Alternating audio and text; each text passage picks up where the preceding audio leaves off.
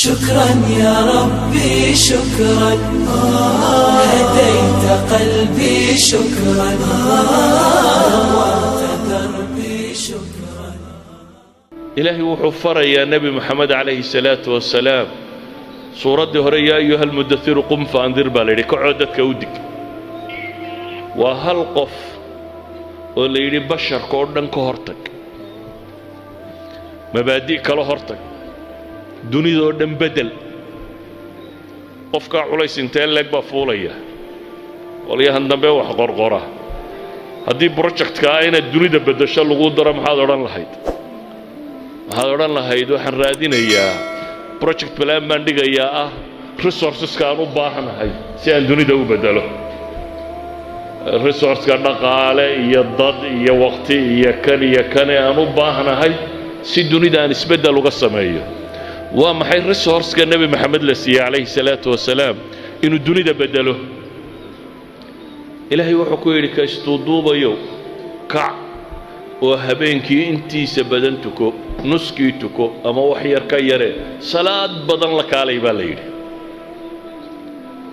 salaadaadu ha badato waayo waxa kugu soo degaya baa la yidhi oo lagu faraya innaa sanulqi calayka qawlan thaqiila war culus ayaanu kuu dhiibaynaa baa ilaahay leeyahy war culus oo aad dunidan oo dhan inaad ka hor tagto oo qur'aana baa lagu faraya laakiin zaadkaagu dhibta iyo mashkiladdaasi weyn waxa aad kala hortegi kartaa waa cibaadadan baa la leeyay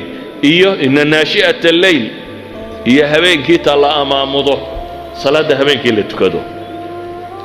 idan waxaynu arkaynaa in dunida la bedelo culayska ay leedahay waxa kaa fudaydin kara